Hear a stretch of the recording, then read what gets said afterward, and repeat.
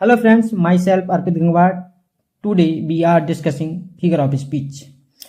यदि आपने चैनल को सब्सक्राइब नहीं किया है तो चैनल को सब्सक्राइब कर लें और बेल आइकन को प्रेस कर लें, जिससे आगे आने वाली सभी यानी जो अपडेट्स हैं वो आप तक सबसे पहले पहुंच सकें।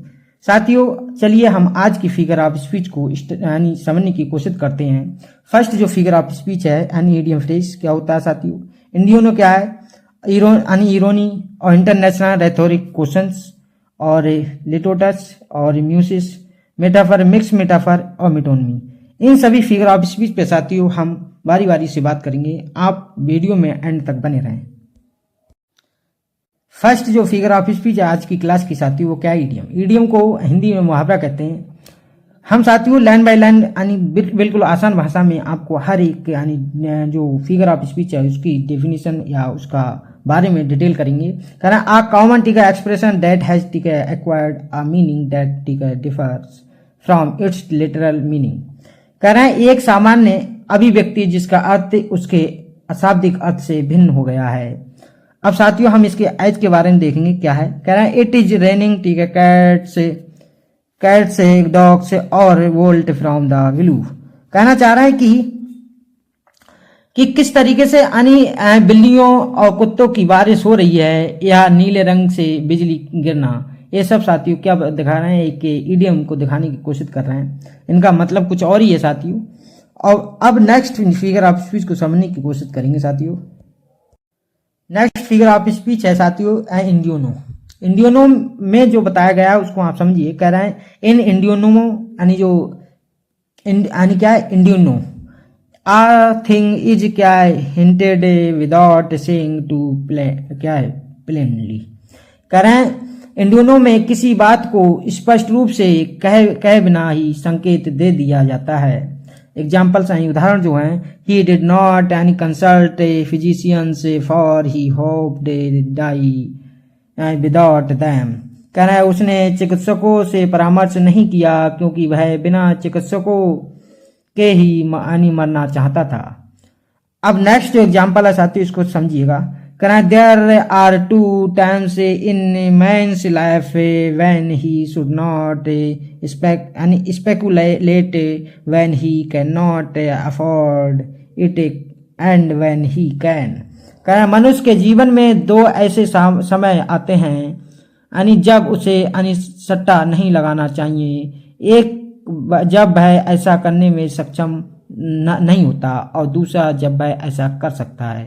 ये साथियों इसके एग्जाम्पल थे, आप समझ गए होंगे क्या होता है साथियों इंडियोनो। अब नेक्स्ट एग्जाम्पल को नेक्स्ट जो फिगर ऑफ स्पीच है उसके एग्जाम्पल्स को भी साथ में समझेंगे।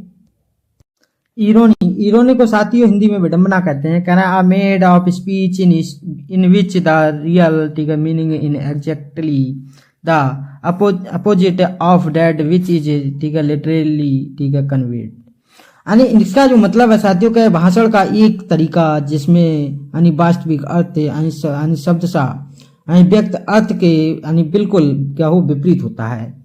तो अब साथियों हमने इसकी और डेफिनेशन को समझने की कोशिश करेंगे कि और इसको किस तरीके से हम इसको समझ सकते हैं। फ्रेंड्स दूसरे शब्दों में समझिएगा, पहले हम आपको यहाँ से यहाँ तक की बात को समझाते हैं। कह रहे हैं इरोनी इज अ क्या device by which a writer expresses meaning which is quite contrary to the apparent and reality creates irony. यानी क्या Voltaire, Swift, Gibbon, Henry James and Thomas Mann are supreme ironists. अब साथियों इनका जो line जो है इनमें को अब मेरे हिंदी प्रेमी जो हैं वो समझ लें। कह रहे हैं विडंबना एक ऐसा उपकरण है जिसके द्वारा एक लेखक व्यक्त करता है जो प्रत्यक्ष अर्थ से बिल्कुल विपरीत होता है। यानी दिखावट और वास्तविक के बीच के अंतर विडंबना पैदा करता है। यानी वोल्टायर क्या है, वोल्टायर, स्विफ्ट और क्या गिब्बन और हेनरी जेम्स और थॉमस मान सर्वोच्च क्या है विडंबनावादी हैं। यानी इरोनी को विडंबना कहते हैं साथियों। नेक्स्ट देखते हैं वर्बल इरोनी। वर्बल इरोनी क्या है साथियों, इसको समझिएगा आप। कह रहे हैं Verbal irony is the basic way of irony. It has two any meaning what the speaking intends that and what the listeners makes of out of it. इन लाइनों का जो साथियों मतलब है यानी यहाँ से लेके यहाँ तक इसको आप समझ लीजिएगा।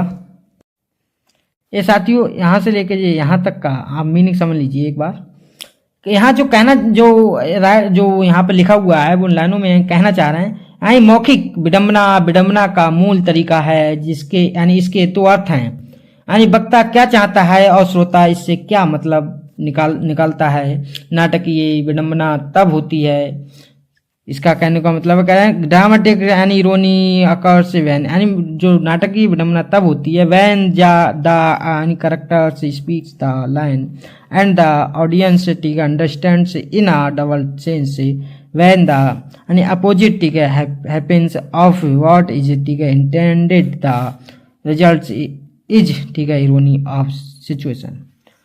अब यहाँ जो बोला गया है कहना चाह रहे हैं यानी जो नाटकीय विडंबना जो है वो तब होती है जब पात्र यानी पंक्ति बोलता है और दर्शक दोहरे अर्थ में समझते हैं जब जो कहा गया है उसका विपरीत होता है तो वहाँ पर जो होती है यानी कौन सी यानी बताया आपको यानी ड्रामेटिक इरोनी हो जाएगी वहाँ पर साथियों।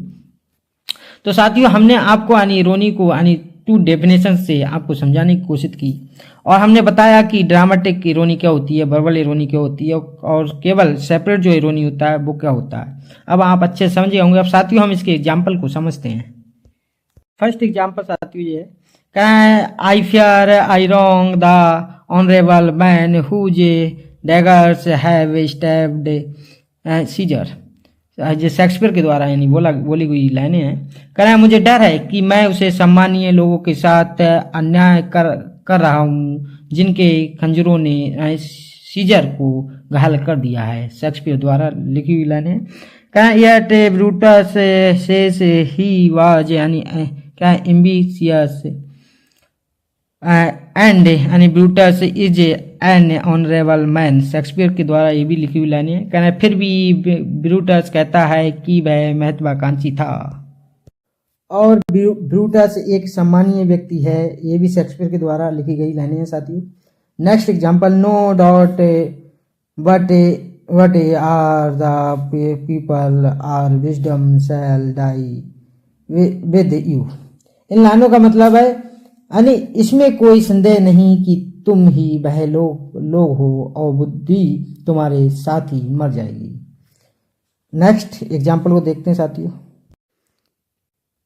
I must be taught my duty and my you यानी मुझे मेरा कर्तव्य अवश्य दिखाया जाना चाहिए और वह भी आपके द्वारा। Next, you are a pretty fellow आप बहुत अच्छे साथी हैं। One truth is clear what ever is right. कह रहे हैं एक सत्य स्पष्ट है जो कुछ है वह सही है। The atrocious crime of being a young man which the honorable gentleman has with such spirit and decency changed upon me. I shall neither attempt to palliate nor retain.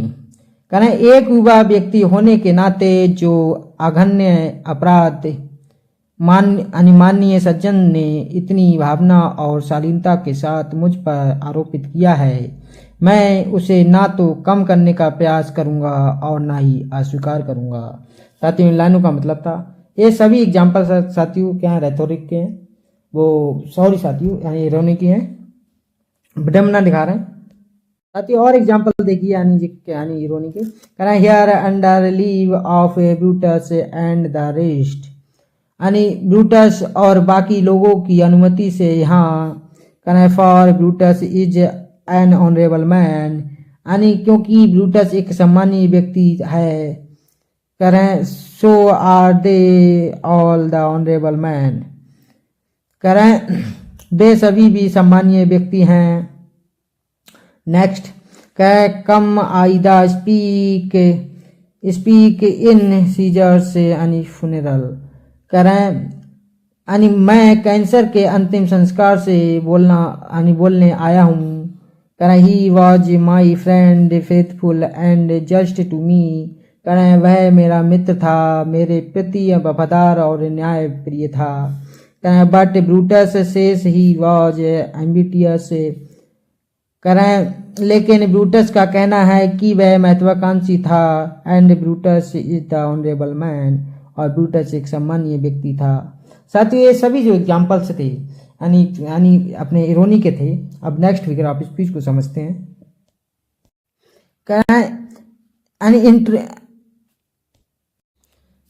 Interrogation और रेथोरिकल क्वेश्चंस यानी पूछताछ या अलंकारिक प्रश्न। The asking of the question not for the sake of the getting and answer but for the sake of rhetoric effect. कह रहे हैं कि जो यहाँ पर अलंकारिक प्रश्न किया गया है उत्तर पाने के लिए नहीं बल्कि अलंकार के प्रभाव के लिए। अगले इन लाइनों में बोला to make the point for the effect, यानी बात को अधिक प्रभावी बनाने के लिए प्रश्न पूछना। जैसे फर्स्ट एग्जाम्पल है am I my the brother's keeper, क्या मैं अपने भाई का रखवाला हूँ।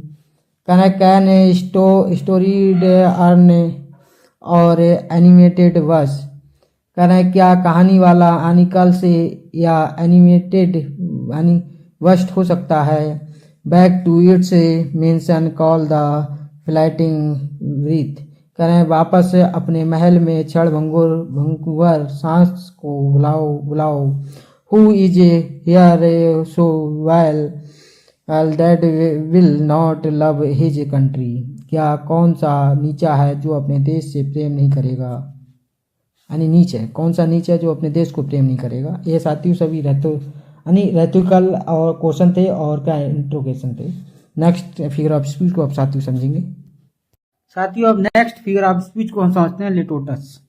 लिटोटस को हम कैसे समझेंगे, समझिएगा साथियों। कह रहे हैं एन क्या है affirmative is conveyed by negation of the opposite, the effect being to suggest a strong expression by means of a weaker, कह रहे हैं एक सकारात्मक बात विपरीत के निषेध द्वारा व्यक्त की जाती है। इसका प्रभाव एक कमजोर उदाहरण के माध्यम से एक मजबूत व्यक्तिगत यानी अभिव्यक्ति का सुझाव देना होता है।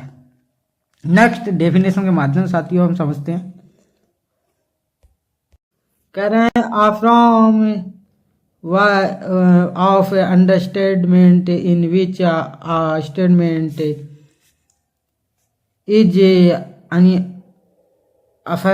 affirmed by negating it is opposite, he is not the unfriendly।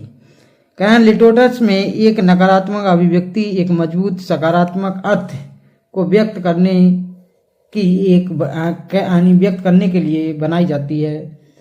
साथियों अब हम इसके एग्जाम्पल को देखेंगे उससे पहले थोड़ा हम आपको नॉलेज के लिए बता दें कि जो लिटोटस है वो एक ग्रीक वर्ड है यानी लिटोटेस से लिया गया है जिसका मतलब प्लेन होता है। बेस ऑन यानी क्या इनडायरेक्टनेस पे है, क्या अपोजिट टू हाइपरबल है यानी हाइपरबल के क्या अपोजिट है। कहें डिलिबरेट इज यानी produced by the negative of the क्या अपोजिट। साथियों तो आप समझ पाए होंगे। अब इसके हम एग्जाम्पल को समझते हैं। कहना I am a citizen of no mean a celebrated city, कहना मैं किसी यानी जो है प्रतिष्ठित शहर का क्या नागरिक नहीं हूँ, प्रतिष्ठित शहर का नागरिक नहीं हूँ। कहना I am is not fool very clever, कहना भाई आदमी मूर्ख नहीं है बहुत चतुर है, ब्रैकेट में लिखा हुआ है साथियों। कहना I am not a little surprised फिर इसकल टू मैं ग्रेटली सरप्राइज्ड, यानी मैं थोड़ा आश्चर्यचकित हूँ बहुत आश्चर्यचकित हूँ। यानी यहाँ साथियों आप देख पा रहे हैं किस तरीके से लिटोटस को डिनोट किया गया है। एक सकारात्मक बात को विपरीत के निषेध को यानी व्यक्त किया गया है। नेक्स्ट एग्जाम्पल, कह रहे हैं यू आर नॉट फूल यानी क्या है मैग्नस, कह रहे हैं तुम मूर्ख नहीं हो मैग्नस। तो साथियों सब लिटोरस के एग्जाम्पल थे, आगे देखते हैं। मेटाफर, मेटाफर को हिंदी में साथियों रूपक कहते हैं। कह रहे हैं a figure of speech in which two objects are compared and treated as one, words of comparison are not used. TGT 2009 में आया हुआ क्वेश्चन है 9 में। अब इसका मतलब समझते हैं इन लाइनों का क्या साथियों, जो हमारे हिंदी प्रेमी है समझिए। कह रहे हैं आ अलंकार यानी एक अलंकार जिसमें दो वस्तुओं की तुलना की जाती है और जिन्हें एक माना जाता है, तुलना के शब्दों का प्रयोग नहीं किया जाता है। पीजीटी 2009 में आया हुआ क्वेश्चन है साथियों। कह रहे हैं नेक्स्ट जो है दी हुई इसको समझते हैं। कह रहे हैं a figure of speech where in a comparison in made between two unlike quantities without the use of the word like और as is termed metaphor. PGT यानी 2011 में आया हुआ क्वेश्चन है साथियों, समझिएगा इसे। कह रहे हैं एक अलंकार जिसमें दो असमान राशियों के बीच जैसे या जैसा शब्दों का उपयोग किए बिना तुलना की जाती है उसे रूपक कहा जाता है। पीजीटी 2011 में आया हुआ साथियों। नेक्स्ट इसकी डेफिनेशन और समझते हैं साथियों।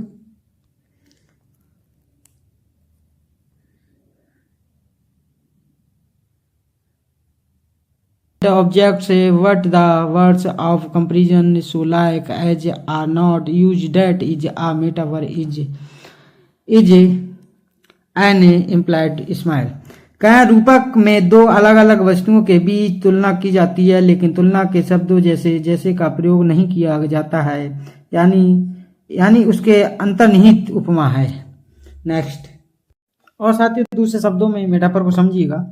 करें a comparison of one thing to another that does not use the terms like और as. Shakespeare is famous for his the metaphor as in Macbeth. Life is what a walking shadow a poor player that struts and frets his और upon the stage. कहना जो रूपक है एक चीज की दूसरे चीज से तुलना जिसमें जैसे या जैसा शब्दों का इस्तेमाल नहीं किया जाता। शेक्सपियर अपने रूपक के लिए रूपकों के लिए यानी क्या है मशहूर हैं। जैसे मैकबेथ में जिंदगी एक चलती फिरती यानी परछाई है, एक बेचारा खिलाड़ी और एक मंच पर अपना समय यानी क्या है इतराता। ये सब क्या है इसके एग्जाम्पल दे साथियों। नेक्स्ट अब अगले ठीक है इसके एग्जाम्पल्स को देखते हैं और हमने डेफिनेशन को आपको बताया मेटाफर की 4 डेफिनेशन को बताया, 2 जो थी यानी एग्जाम में आई हुई थी 2 और बताई। अब आप मेटाफर को अच्छे से समझ पाएंगे। नेक्स्ट देखते हैं साथियों। चलिए साथियों इसके आप एग्जाम्पल देखते हैं। क्या लाइफ इज अ ड्रीम यानी जीवन एक सपना है, यानी पीजीटी 13 में पूछा गया है। क्या life is not a bed of roses, क्या जीवन फूलों की सेज नहीं है। कह रहे हैं life is a tale told by an idiot, क्या जीवन एक मूर्ख द्वारा कही गई कहानी है। कह रहे हैं life is what a walking shadow, कह रहे हैं जीवन तो एक चलती हुई छाया है। कह रहे हैं friendship is a sheltering tree, यानी कहना चाह रहे हैं मित्रता एक आश्रय देने वाला वृक्ष है। नेक्स्ट कह रहे हैं my heart is a lonely hunter that hunts on a lonely hill, कह रहे हैं मेरा दिल एक अकेला शिकारी है जो एकांत पहाड़ी पर शिकार करता है। कह the camel is the sheep of desert, यानी ऊंट रेगिस्तान का जहाज है। कह revenge is a kind of wild justice, यानी जो रिवेंज है बदला एक प्रकार का जंगली न्याय है। कह रहे हैं नेक्स्ट बोला गया है a news was a dagger to his heart, कहना चाह रहे हैं कि यह खबर उसके दिल पर एक कटार की तरह चुभ गई। अब नेक्स्ट लास्ट में बोल रहे हैं कि love is the spice of life, यानी प्रेम जीवन का स्वाद है। कह रहे हैं मिक्स्ड मेटाफर मिश्रित 2 रूपक है बहुत समझिएगा। कह रहे हैं a combination of metaphors that produces a confused or contradict image such as the company's and collapses left mountains of debt in its backwalk। कहना चाह रहा है कि जो मिश्रित जो रूपक है, क्या रूपकों का एक संयोजन जो एक भ्रमित या विरोधाभासी यानी छवि यानी उत्पन्न होती है, जैसे कि कंपनी की यानी पतन के कारण कर्ज का पहाड़ बन गया। अब जो नेक्स्ट डेफिनेशन है उसको समझते हैं साथियों। Terms of comparison change intentionally और unintentionally for a humorous purpose. कह रहे हैं रूपक जो मिश्रित रूपक है, क्या तुलना के शब्दों को जानबूझकर या अनजाने में हास्यपूर्ण उद्देश्य में बदल दिया जाता है। जैसे मुझे यहाँ कुछ गड़बड़ लग रही है, मैंने इसे शुरू में ही नष्ट कर दिया है। ये सब साथियों यानी इसी के एग्जाम्पल थे। ये एग्जाम्पल है साथियों यानी जो अभी मैंने इसका मतलब बताया आपको हिंदी में। कह रहा है smell are red hair I have the nibbed it is the word. दोबारा समझ लीजिएगा साथियों इसका मतलब। कहना चाह रहे हैं कि मुझे यहाँ कुछ गड़बड़ लग रही है, मैंने इसे शुरू में ही नष्ट कर दिया है। नेक्स्ट यानी फिगर ऑफ स्पीच को समझते हैं साथियों। करें the substitution of one term of another that the generally of associated with it, for example I shoots the institute of विनिसमैन। इन लाइनों का जो साथियों मतलब है, इसको हिंदी में यानी मेटोनमी को जो हिंदी में कहते हैं, लक्षण अलंकार कहते हैं। करें एक शब्द को दूसरे शब्द से यानी क्या प्रतिस्थापित करना जो आमतौर पर उससे जो यानी जुड़ा होता है। उदाहरण के लिए यानी व्यवसायिक के स्थान पर शूट कर देना। नेक्स्ट डेफिनेशन साथियों, क्या it metonymy as thing is called by something which is associated with it. कह रहा है मेटोनमी में किसी चीज को उसके साथ जुड़ी किसी चीज से यानी पुकारा जाता है। नेक्स्ट डेफिनेशन समझते हैं अब साथियों। समझिए साथियों, कह रहा है इन मेटोनमी में कह रहा है literary a change of name. इन लाइनों का जो मतलब है शाब्दिक रूप से नाम का परिवर्तन। मेटोनमी में एन क्या ऑब्जेक्ट इज क्या designate by the name of the something which is generally the associated with it. कहना चाह रहा है कि जो मेटोनमी में वस्तुओं को किसी ऐसी चीज के नाम से नामित किया जाता है जो यहाँ जो आमतौर पर उसके यानी क्या होती हैं उसके साथ जुड़ी होती हैं। कह रहे हैं as crown for the royalty यानी law courts for the scientist the bench for the जज से the house the members of Lok Seva the L'Oréal और का ऑफ सक्सेस। कहने का मतलब यहाँ ये सभी एग्जाम्पल्स क्या थे, यहाँ मेटोनमी के थे। अब साथियों समझिएगा क्या लिखा हुआ था। कह जैसे कि यहाँ राशि सत्ता के लिए यानी क्राउन और वैज्ञानिकों के लिए यानी लैब कोड और न्यायाधीशों के लिए यानी बेंच, लोकसभा के लिए सदस्य के लिए हाउस, सफलता के लिए लॉरेंस। ये सब चीजें यहाँ पर दिखाने का प्रयास करेंगे मेटोनमी को। और एग्जाम्पल देखते हैं साथियों।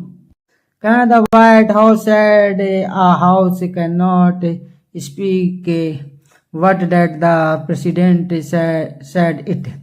यहाँ जो कहना चाह रहा है कि जो व्हाइट हाउस ने कहा, जो व्हाइट हाउस है उसने कहा कि कैसे कोई सदन बोल नहीं सकता, लेकिन राष्ट्रपति ने यह कहा। ये ब्रैकेट में लिखा हुआ था, इसका मतलब था यानी कॉन्क्रीट द वर्ड्स द में द रिप्लेस क्या अब्स्ट्रैक्शन। इनका जो मतलब है यहाँ तक साथियों वो कहना चाह रहा है कि ठोस शब्द यानी अमूर्तता का स्थान ले सकते हैं। यानी इजी यानी पेन इज क्या है मैटियर देन द स्वॉर्ड। कहना चाह रहे हैं कि कलम तलवार से क्या अधिक शक्तिशाली है।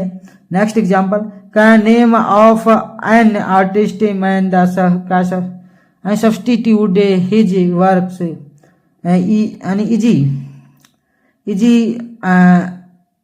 और we have read the Shakespeare.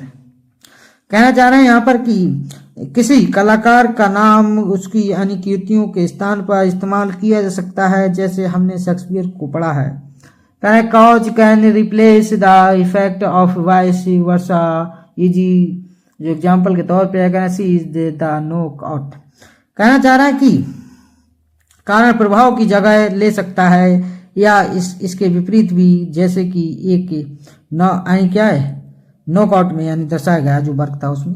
Next कह रहा है material from which a thing is made यानी क्या substitute the thing itself eg dressed in wool for क्या शूटर कहना चाह रहे हैं कि जिस सामग्री से कोई वस्तु बनाई जाती है वह स्वयं उस वस्तु का स्थान ले सकती है, जैसे ऊन वस्त्र स्वेटर के लिए।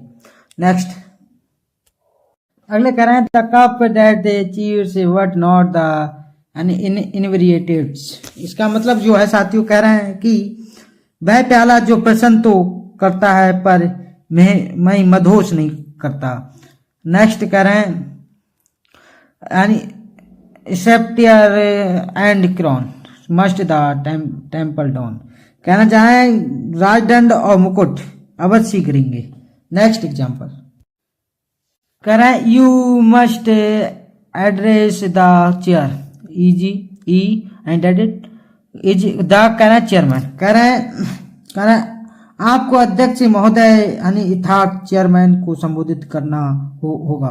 Next a full purse never lacks friend यानी दैट इज रिच मैन कहना चाह रहे हैं कि भरा हुआ पर्स कभी भी दोस्तों से वंचित नहीं रहता, अर्थात अमीर आदमी।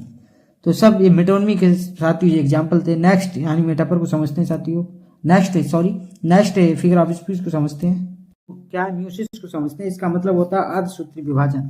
क्या है international understatement as for example in Shakespeare's Romeo and Juliet when क्या मर्क्यूसियो इज यानी क्या है मोर्टली यानी wounded and says it is only a scratch meiosis is the यानी opposite of hyperbole and often ठीक है एम्प्लॉय से लेटोटस to इरोनिक effect कहना चाहे जानबूझ करके किया गया यानी अल्प कथक यानी उदाहरण के लिए शेक्सपियर के रोमियो और जूलियट में जब यानी मर्क्यूटियो यानी प्राण घातक रूप से घायल हो जाता है और कहता है कि यह केवल एक खरोच है।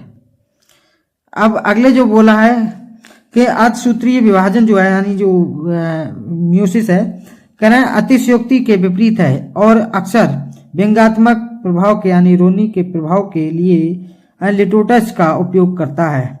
ये साथियों क्या म्यूसिस था, आप समझ गए होंगे अच्छे से। साथियों आगे की जो फिगर ऑफ स्पीच को हम जो फिगर ऑफ स्पीच जो सीरीज चल रही है इसके नेक्स्ट पार्ट में आपको देंगे।